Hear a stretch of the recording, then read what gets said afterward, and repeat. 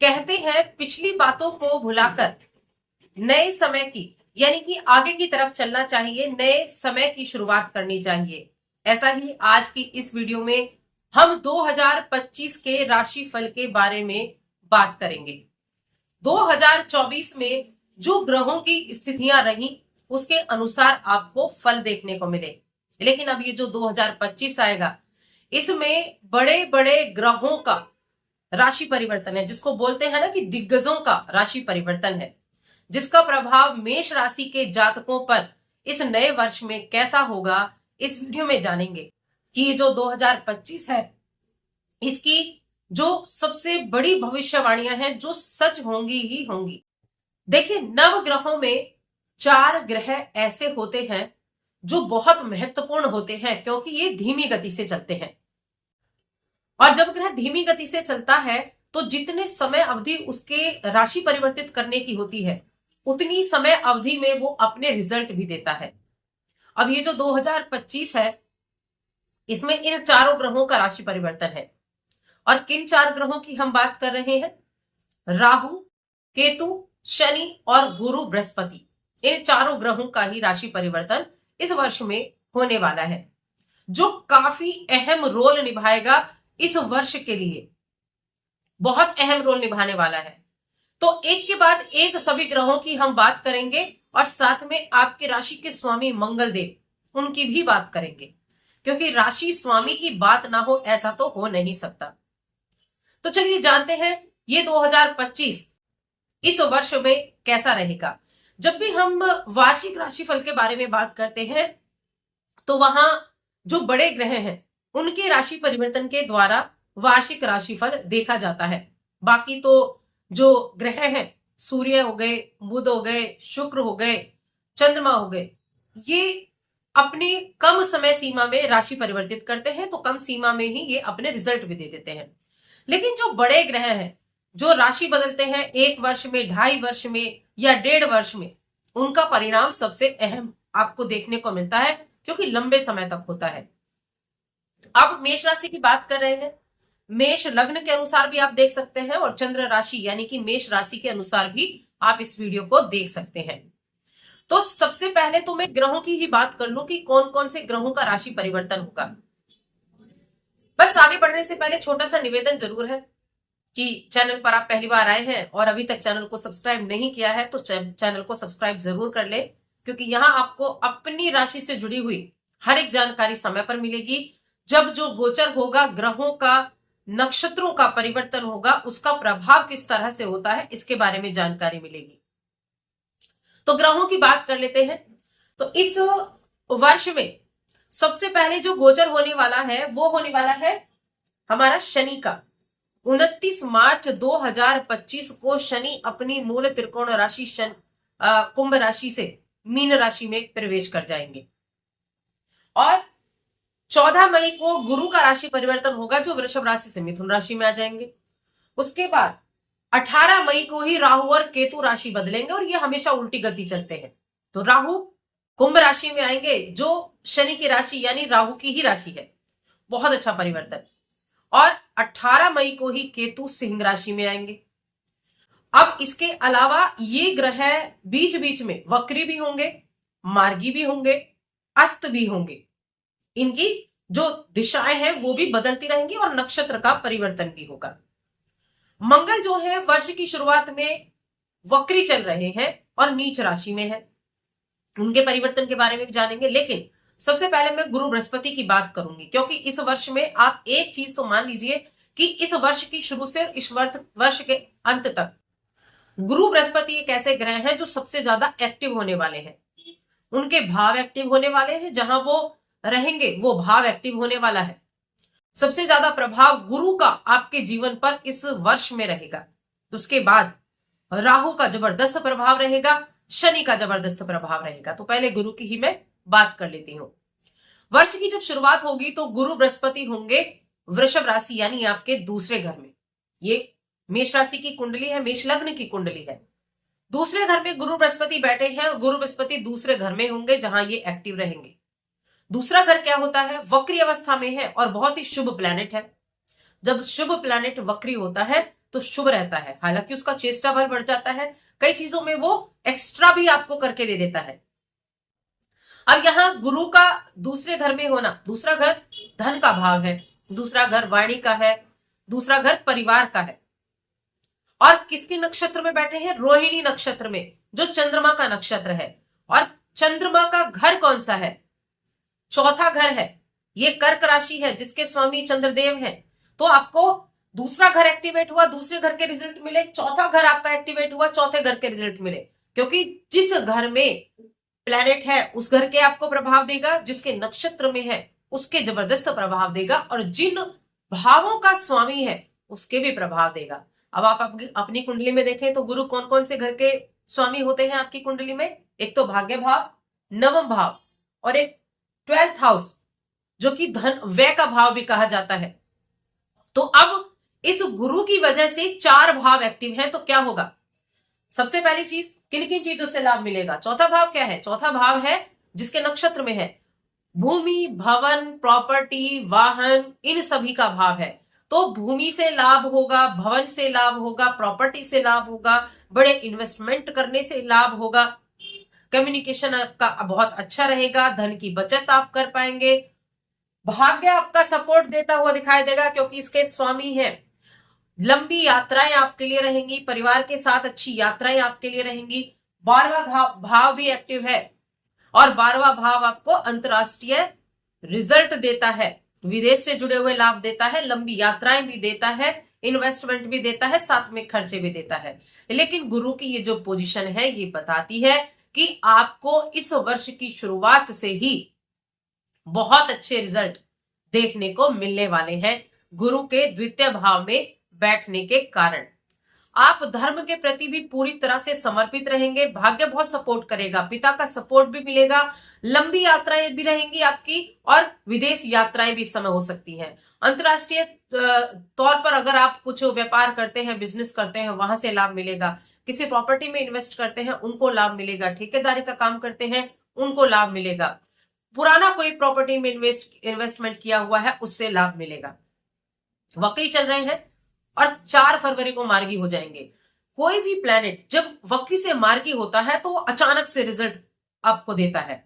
जब 4 फरवरी को ये मार्गी होंगे तब क्या होगा? क्योंकि रिजल्ट तो उन्हीं भावों को मिलेंगे लेकिन मार्गी होंगे। मार्गी होकर क्या होगा? अचानक से आपका कोई पुराना किया गया निवेश, उससे अचानक से प्रॉफिट आपको देखने को मिल जाएगा। कुछ पैसा इन्वेस्ट किया था, उसका अचानक से रिजल्ट आपको देखने को मिल जाएगा। प्रॉपर्टी से जुड़े हुए अधिकतर आपको लाभ देखने को मिलेंगे, और साथ में भौतिक सुख संसाधनों में वृद्धि आपको देखने को मिलेगी। 4 भावों का एक्टिव होना दूसरे के द्वारा धन दिलाएगा, चौथे के द्वारा प्रॉपर्टी से आपको धन दिलाएगा। नए वाहन की खरीदारी, वाहन बनाने की, नए मकान की खरीदारी, भूमि भवन का निर्माण, इन सभी में भाग्य सपोर्ट करता हुआ बिल्कुल दिखाई देगा। बड़ों का सहयोग भी आपको प्राप्त होगा, और साथ में खर्चे भी बढ़ने वाले, खर्चों का भाव भी है, लेकिन साथ में विदेश से लाभ भी आपको देखने को मिलेगा, अच्छे इन्वेस्टमेंट भी आप कर पाएंगे। अब गुरु के नक्षत्रों का भी परिवर्तन होगा। गुरु चंद्र के नक्षत्र में है। अब यहां देखिए, गुरु को अगर आप देखें, गुरु मंगल के नक्षत्र में भी जाएंगे, राहु के नक्षत्र में भी जाएंगे, और अपने खुद के नक्षत्र में भी जाएंगे। मंगल के नक्षत्र में थोड़े समय के लिए रहेंगे, तब थोड़ी सावधानी रखनी है। लेकिन यहां जब राहु के नक्षत्र में गुरु बृहस्पति जाएंगे तब क्या होगा? गुरु बृहस्पति के राहु के नक्षत्र में जाने का मतलब है कि इच्छाओं की प्राप्ति होना, इच्छाएं पूरी होना, और तब राहु 11th हाउस में पहुंच जाएंगे, आपके घर जो इच्छाओं का भाव है। तो इच्छाओं की प्राप्ति भी गुरु बृहस्पति इस वर्ष में आपके लिए कराएंगे। और जब अपने नक्षत्र में जाएंगे तो जबरदस्त लाभ, भाग्य भाव बहुत ज्यादा एक्टिव हो जाएगा, लेकिन खर्चे भी एक्टिव होंगे। लेकिन यहां मैं कहूंगी विदेश से जुड़े हुए, जो विदेश में बसे हुए हैं उनके लिए, विदेश जाना चाहते हैं उनके लिए बहुत बेहतर अपॉर्चुनिटी देखने को मिलेगी। विदेश में पढ़ाई करना चाहते हैं, पीआर से जुड़ी हुई कोई प्रॉब्लम थी या फिर वीजा नहीं बन पा रहा था आपका, तो उनसे जुड़ी हुई प्रॉब्लम का समाधान इसमें आपको देखने को मिलेगा।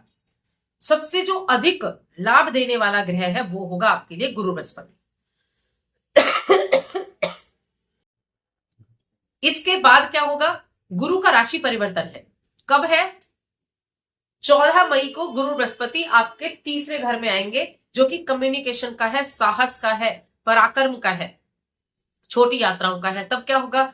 तो गुरु जैसे ही मिथुन राशि में प्रवेश करेंगे, आप छोटी छोटी यात्राएं कर पाएंगे, यात्राओं का योग बनेगा, भाई बहनों के साथ बॉन्डिंग बहुत अच्छी हो जाएगी और साथ में आपके अंदर साहस में वृद्धि होगी, पराक्रम में वृद्धि होगी, कुछ भी कर गुजरने की क्षमता आपके अंदर देखने को मिलेगी। और यहां से दृष्टि कहां होगी? भाग्य भाव पर, भाग्य के स्वामी है और यहां से सीधी भाग्य के भाव पर दृष्टि रहेगी।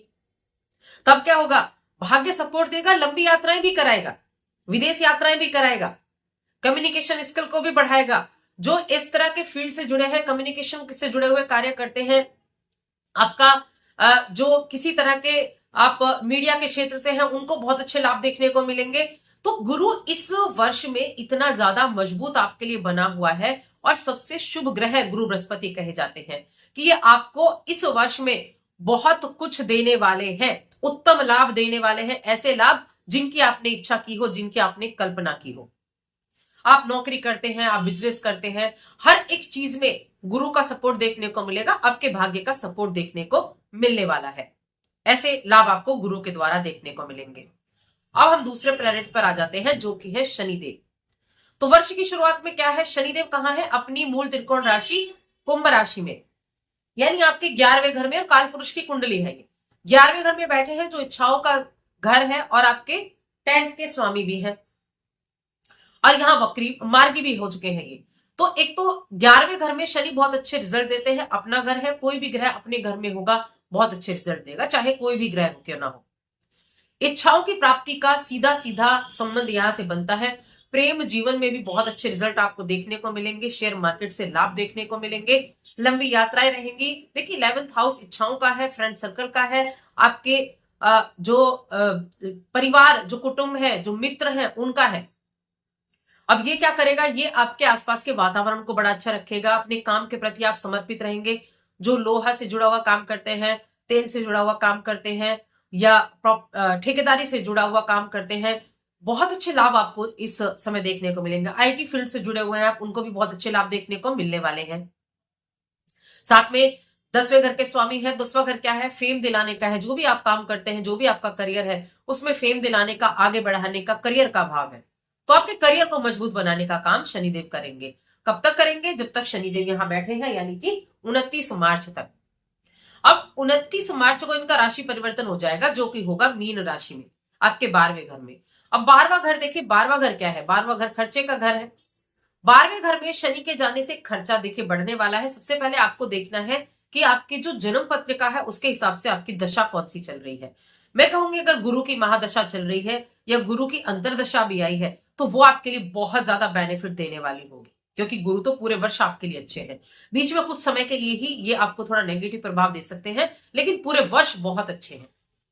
शनि की महादशा, शनि की अंतरदशा में आपको सावधानी रखनी होगी, क्योंकि खर्चे बढ़ सकते हैं। और अगर शनि की महादशा अंतरदशा चल रही है, तो शनि क्या करेंगे? आपको हॉस्पिटलाइज करा सकते हैं, स्वास्थ्य आपका खराब कर सकते हैं, कर्जा आपको दिला सकते हैं, हेल्थ इश्यू दे सकते हैं। तब आपको थोड़ी सावधानी रखनी है। लेकिन अगर शनि जन्म पत्रिका में आपके शुभ स्थिति में है, तब आपके लिए वहां रिजल्ट जरूर अच्छे देखने को मिलने वाले हैं। और शनि की महादशा में नहीं चल रही है, तब भी राहत आपको देखने को मिलेगी। तो तब क्या है? एक तो शनि की अच्छी दशा हुई तो विदेश जाने का आपको मौका मिल सकता है, विदेश से जुड़ने का मौका मिल सकता है, अपने व्यापार को विदेश में फैलाने का मौका मिल सकता है। लेकिन अगर महादशा भी है और शनि की पोजीशन भी अच्छी नहीं है, तब अपनी हेल्थ का आपको ध्यान रखना होगा। आपको कर्जा ज्यादा नहीं लेना होगा, इन्वेस्टमेंट बड़े नहीं करने होंगे, तब आपको थोड़ी सावधानी रखनी है। शनि के भी नक्षत्र का परिवर्तन होगा। शनि के भी नक्षत्र, शनि देखिए 28 अप्रैल से 13 जुलाई शनि का जो नक्षत्र रहेगा, अपने नक्षत्र में रहेंगे, तब आपको 10वें और 11वें घर के रिजल्ट भी मिलेंगे। ये आपके लिए अच्छा समय रहेगा, तारीख नोट करके रखें। 28 अप्रैल से 13 जुलाई करियर के लिए अच्छा, इच्छाओं की पूर्ति के लिए अच्छा। अगर आपकी इच्छा है विदेश जाने की, तो विदेश जाने का मौका मिलेगा, इन्वेस्टमेंट के जरिए भी बाहर अंतरराष्ट्रीय व्यापार को फैलाने का मौका मिलेगा, अपने पिता के साथ अपने बिजनेस को बढ़ाने का मौका मिलेगा। और जब ये शनि का नक्षत्र परिवर्तन हो जाएगा, शनि देखिए वक्री होंगे 13 जुलाई से 28 नवंबर, तब आपको सावधानी रखनी है, हेल्थ का ध्यान आपको जरूर रखना होगा, हेल्थ इश्यू हो सकते हैं, तो तब आपको थोड़ी सावधानी जरूर रखनी होगी। खर्चे भी आपके बढ़ सकते हैं, तो खर्चों का भी थोड़ा सा कंट्रोल करना होगा। अब हम बात करेंगे राहु की। राहु राहु कहां है? राहु वर्ष की शुरुआत में आपके 12वें घर में बैठे हुए हैं और 18 मई को 11th हाउस में आएंगे। देखिए 12वें घर में राहु बैठे हैं मीन राशि में। अभी तक आपको जो रिजल्ट देखने को मिल रहे हैं, यहां राहु का भी नक्षत्र परिवर्तन होगा और शनि के नक्षत्र में, देखिए राहु गुरु के नक्षत्र में भी जाएंगे। अब यहां 12वें घर में राहु का बैठना विदेश से जुड़े हुए तो लाभ दे ही रहा है, थोड़ा बहुत हेल्थ इश्यू भी दे रहा था, लेकिन वो हेल्थ आपकी ठीक हो जाएगी।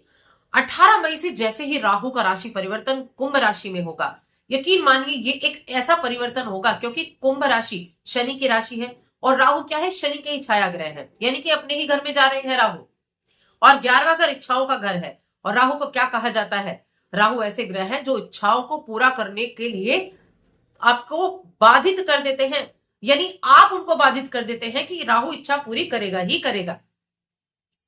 राहु खर्चा कराएगा तो भी जबरदस्त कराएगा, राहु देगा तो भी जबरदस्त देगा। 11th हाउस में राहु का आना आपके लिए एक ऐसा है जैसे किसी ने तिजोरी का दरवाजा खोल दिया हो, ऐसी इच्छाएं पूरी करेगा आपकी हर तरह से। आपके लिए ये समय ऐसा होगा, जिस भी क्षेत्र में आप जुड़े हुए हैं, जो भी आपका कार्य है, उस कार्य के द्वारा आप अपने पंख पसार सकते हैं, आपके पंख फैला सकते हैं, एक ऊंची उड़ान आप भर सकते हैं। ऐसे राहु आपको रिजल्ट देने वाले हैं। और अपने घर में है शनि। देखिए शनि और राहु दोनों एक ही हैं, लेकिन इनमें डिफरेंस क्या है? इनमें राहु जो है वो लिमिट नहीं है उनकी, कोई भी ना देने की लिमिट है ना चलने की लिमिट है, कोई लिमिट नहीं है। और जो शनि है वो लिमिट के अनुसार काम करते हैं। अब राहु 11th हाउस में बैठे हैं तो सुख सुविधाओं में जबरदस्त बढ़ोतरी देखने को मिलेगी, इच्छाएं पूरी होंगी, करियर में आगे बढ़ पाएंगे, नौकरी की प्राप्ति का योग आपके लिए बनेगा, साथ में विवाह के योग भी बनेंगे। प्रेम विवाह आपका बहुत अच्छा रहेगा, प्रेम विवाह के भी चांसेस बनेंगे। विदेश में जाकर अपनी पढ़ाई पूरी करने का मौका मिलेगा। आपका फ्रेंड सर्कल बहुत अच्छा होगा। फ्रेंड्स के साथ बस गप्पेबाजी ज्यादा ना करें, इसका ध्यान रखना है, क्योंकि समय एक ऐसा समय है जो सबको मिलता है। कोई समय का सदुपयोग करता है, कोई समय का दुरुपयोग करता है। सदुपयोग करें।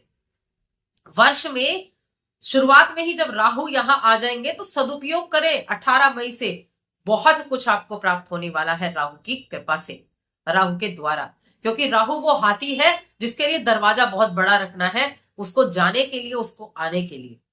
तो 11th हाउस का राहु अपने उसमें बैठकर और शनि के नक्षत्र में आएगा जब, तो जबरदस्त, क्योंकि 16 मार्च को राहु गुरु के नक्षत्र में भी आएगा।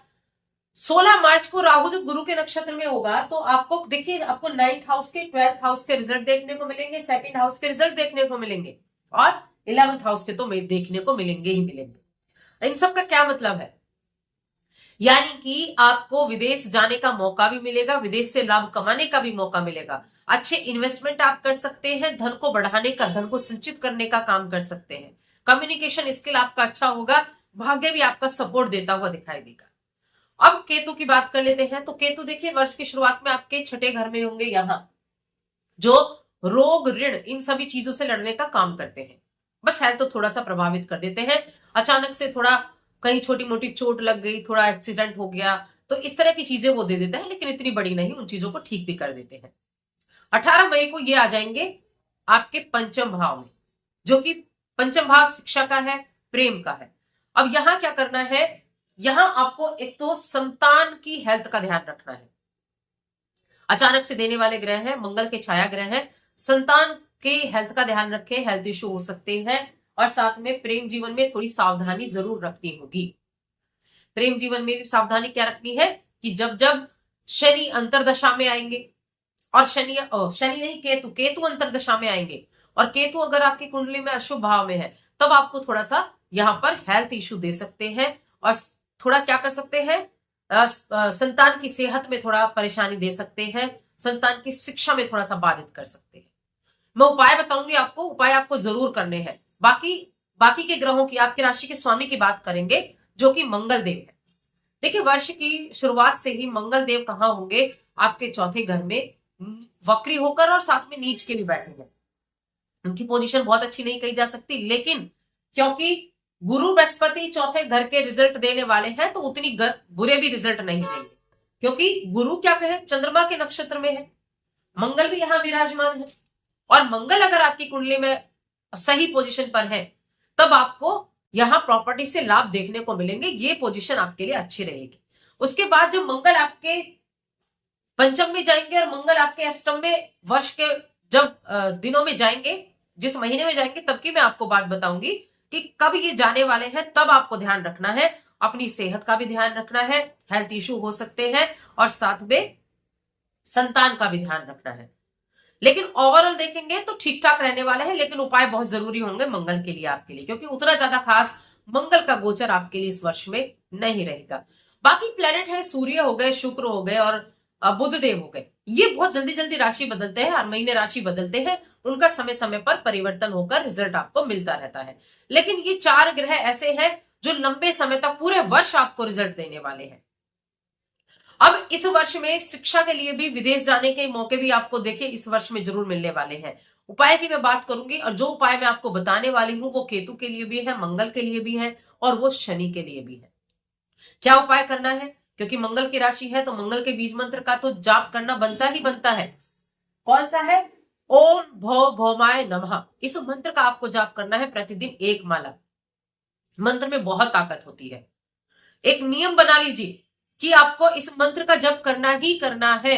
जैसे होता है ना, स्नान सुबह को करना ही है, फ्रेश होना ही है, वैसे ही ये मंत्र का जप आपको करना ही है। और हनुमान चालीसा का पाठ कर सकते हैं, बजरंग बाण का भी पाठ कर सकते हैं। देखिए थोड़ा टाइम लगता है, लेकिन रिजल्ट आपको बहुत अच्छे से देखने को मिलते हैं। आप यकीन मानेंगे, अगर आपने पूरे वर्ष इस मंत्र का जप किया, कभी कभार छूट जाए वो अलग बात है, तो आपको जबरदस्त रिजल्ट मंगल के भी देखने को मिलेंगे और शनि के नेगेटिव रिजल्ट भी दूर हो जाएंगे। तो ये ओवरऑल चर्चा थी हमारी मेष राशि की 2025 के राशिफल के बारे में। वीडियो कैसी लगी कमेंट करके बताएं। चैनल पर पहली बार आए हैं तो सब्सक्राइब करके जाएं। जय माता।